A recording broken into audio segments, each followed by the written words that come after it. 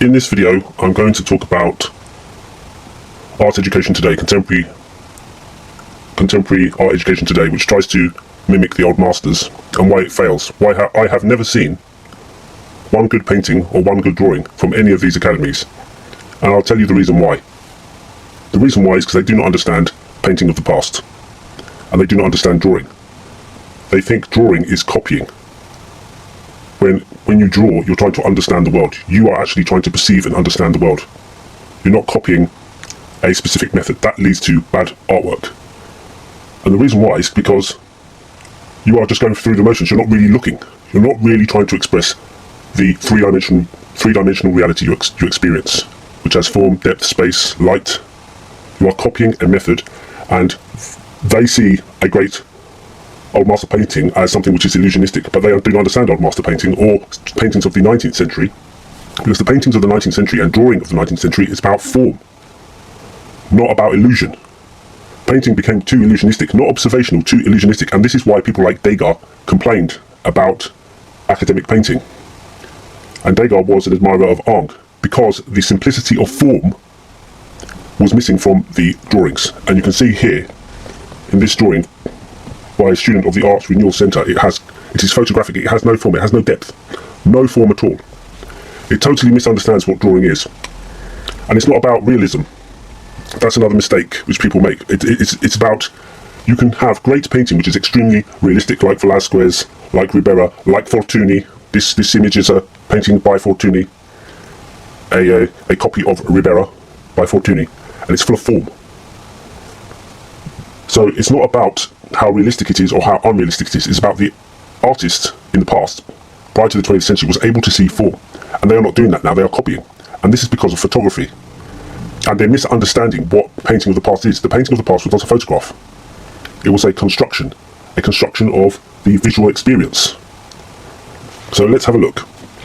So there was no greater academic drawer than Mariano Fortuny.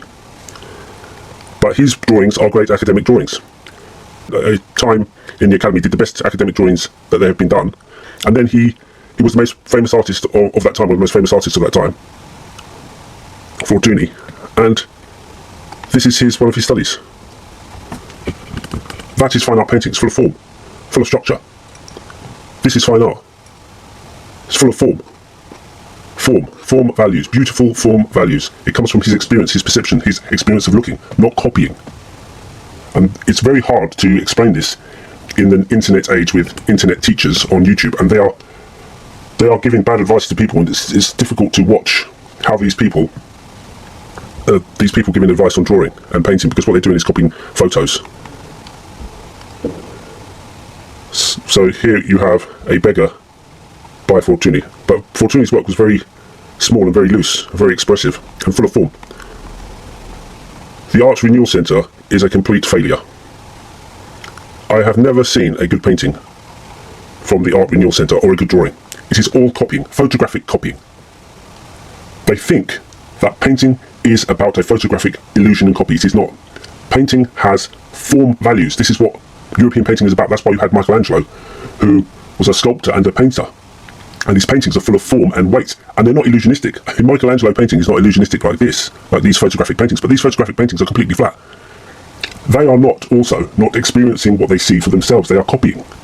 They're not expressing form.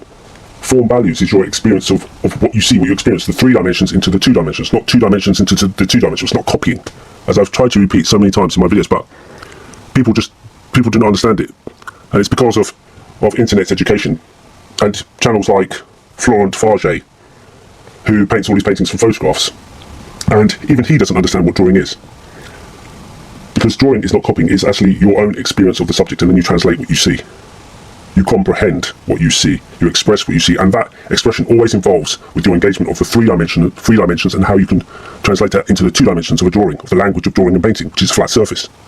And that is where the magic is in art.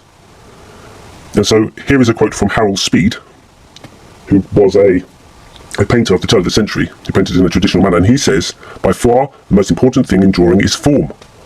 Always form values, the most important thing in drawing. And he was a painter influenced by John Singer Sargent. And these academies are teaching from these bark plates, and they do not understand the bark plates, because the bark plates were made at a time where painters did not use photography often. In fact, photography has been really used more so after the turn of the century with digital cameras. And photography is totally flat. And this is the problem with painting and drawing today, is that it's flat. It's illusionistic, but it's flat. They do not understand form. They do not draw. Their work has no drawing, no comprehension of the three dimensions. And so when the bark plates were made, they weren't there to teach you how to do an illusionistic copy. They were there for people who couldn't attend an academy, and what they were there for is to make you see form. But what these academies are teaching today is to copy these plates and think that it is the illusion. How to make your painting look illusionistic. When the bark plates are not, that's not the purpose of the bark plates. The bark plates were there to make the students see form at that period of time, because they didn't have photography. Photography was very rare. It's actually incredible how little artists used photographs. They were inspired by them, but they immediately saw a problem with photography, was that it was flat. It did not have form. And form is the main basis for art in Europe since Michelangelo. That's why you have Michelangelo, and you have drawing, and you have these academies that teach you to see form. That's why it's called drawing in the round. And here you have a Van Gogh drawing done at one of these academies,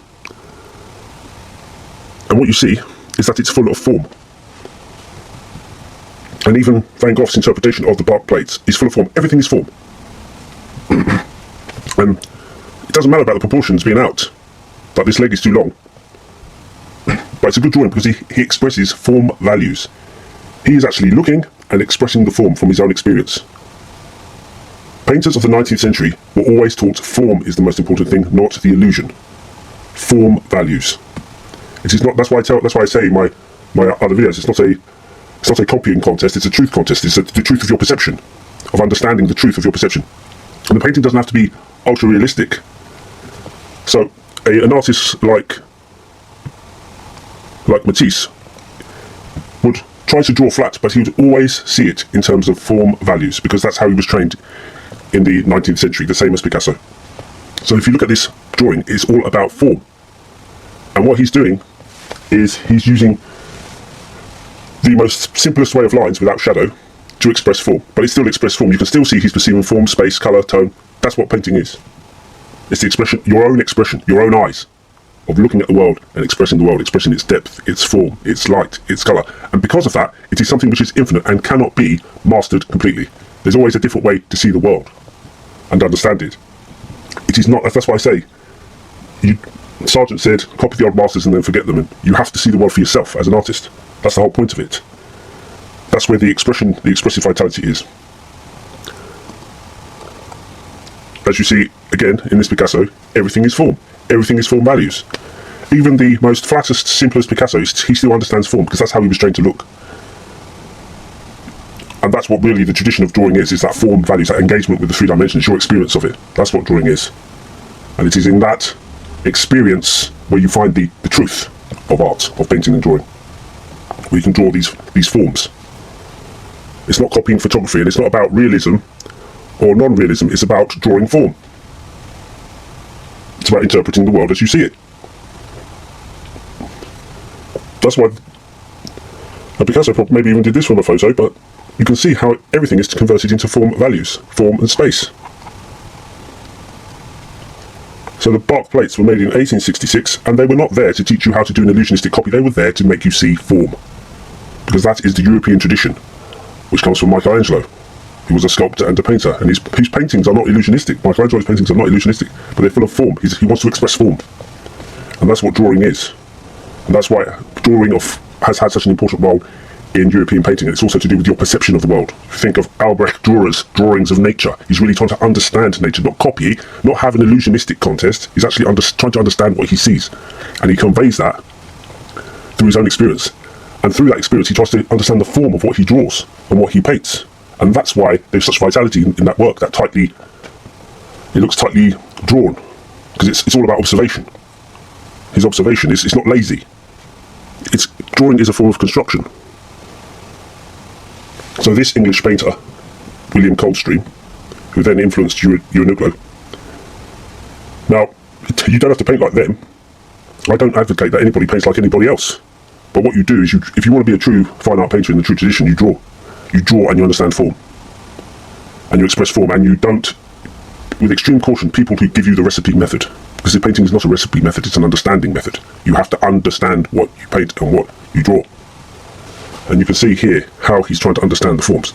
Everything is about forms, understanding forms, everything, the shape of the head, forms of the cheek, planes. Now he makes them more obvious, but old master paintings, that's what they have.